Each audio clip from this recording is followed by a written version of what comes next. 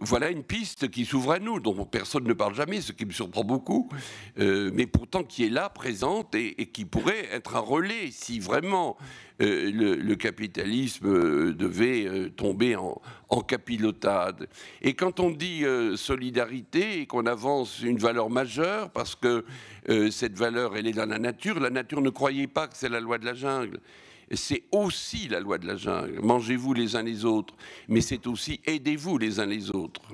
Et puis, dans la société, c'est aussi aimez-vous les uns les autres.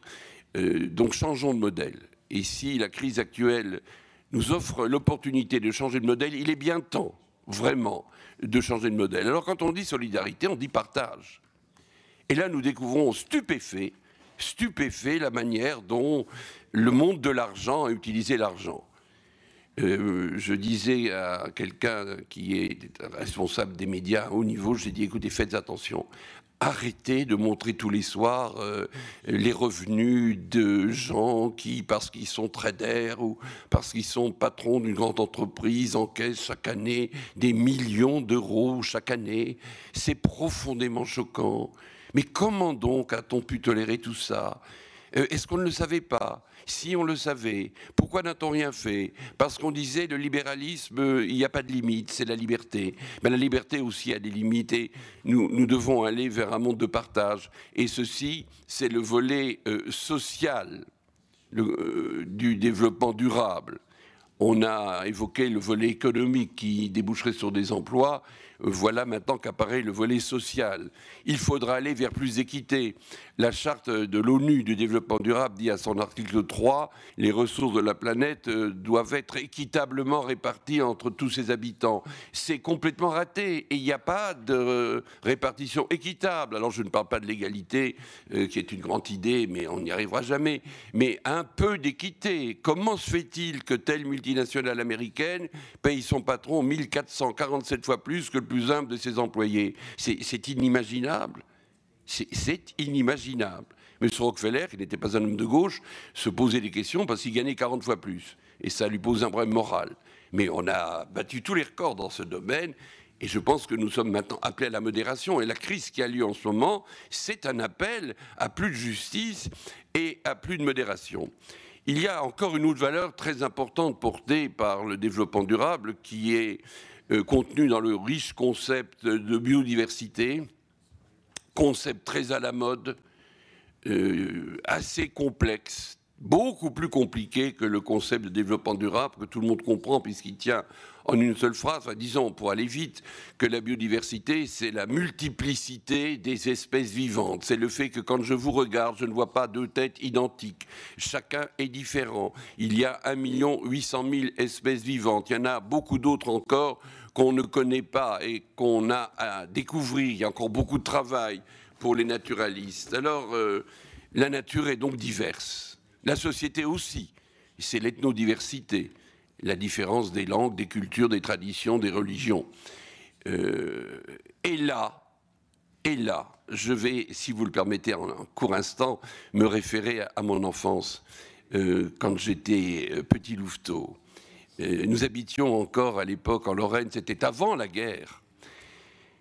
Alors nous étions une famille très catholique, le frère de mon grand-père était évêque de Metz, nous trouvions les protestants des gens très suspects, c'était des schismatiques. Maman, qu'est-ce que c'est qu'un schismatique? Maman n'a pas pu m'expliquer ce que c'était qu'un schismatique. Enfin, c'était pas des gens bien.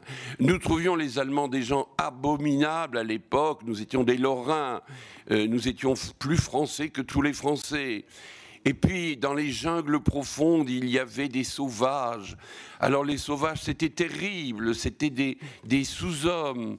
Voilà, 70 ans ont passé. Les Allemands sont devenus nos amis proches, grâce, si vous me permettez d'évoquer mon deuxième grand-père, puisque j'ai été très très proche de Robert Schuman, qui a fait la paix avec l'Allemagne et qui a lancé l'Europe le 9 mai 1950, et que j'ai accompagné tous les jours lorsqu'il était âgé. Voilà, nous avons reconnu nos différences et nous avons fait la paix en Europe. Nous avons fait la paix en Europe par la reconnaissance des différences, de la diversité. Et puis les protestants, dans l'œcuménisme, sont devenus nos frères. Et puis, les sauvages sont devenus les peuples premiers. Et on leur a consacré un musée, qui est le musée du Quai Branly. Voilà, la diversité débouche sur la paix. Le développement durable débouche sur la paix. On fait la paix. Quand on gère l'eau dans de nombreuses régions du monde sous l'égide des Nations Unies, on travaille à la paix et on évite les guerres de l'eau. Et enfin, il y a un quatrième et dernier concept en matière de développement durable qui est très porteur, c'est le lien à la nature. Les Grecs disaient, pour que la démocratie fonctionne, il faut appliquer la règle d'or, fais aux autres ce que tu voudrais qu'ils te fassent à toi. C'est une phrase magnifique, elle est dans l'Évangile. Ce que vous souhaitez que les autres fassent pour vous, faites-le vous-même pour eux. C'est Matthieu chapitre 7. Cette phrase est dans toutes les grandes religions du monde, dans tous les textes sacrés, elle est partout. Elle est magnifique.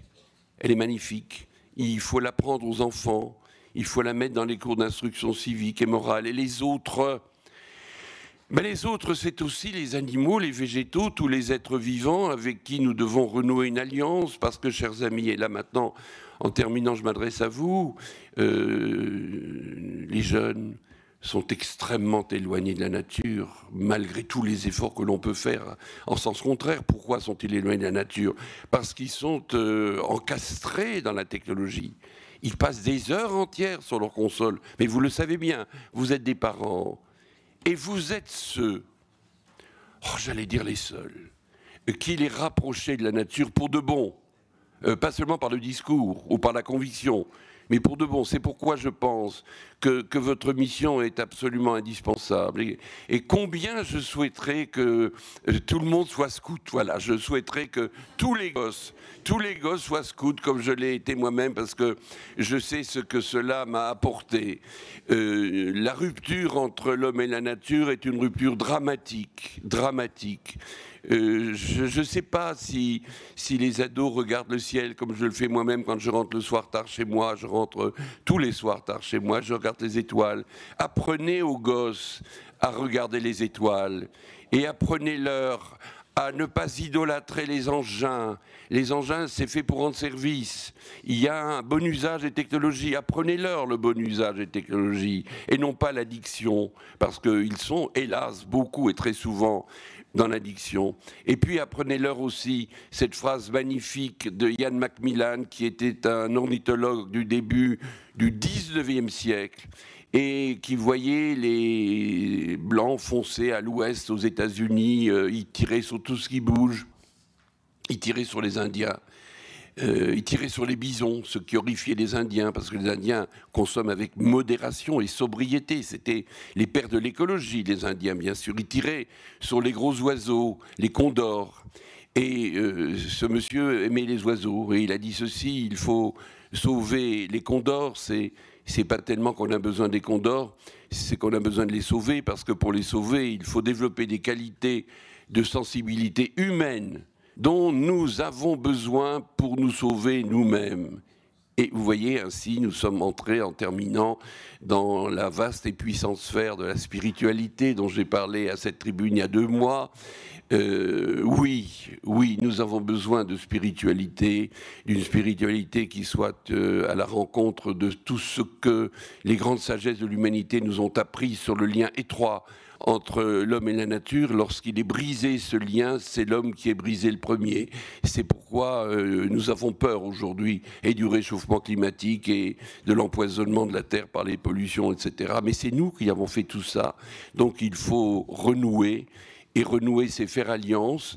Et faire alliance, c'est peut-être sortir de ce monde de l'argent, où on ne parle que de l'argent et que de l'économie, et encore de l'économie, et toujours de l'économie, comme s'il n'y avait pas des biens spirituels aussi dont il faudrait parler, et peut-être faire une nouvelle civilisation, comme je le dis souvent quand je suis chez les jeunes, rêvons, c'est une utopie, rêvons à une civilisation de l'amour. Merci, chers amis.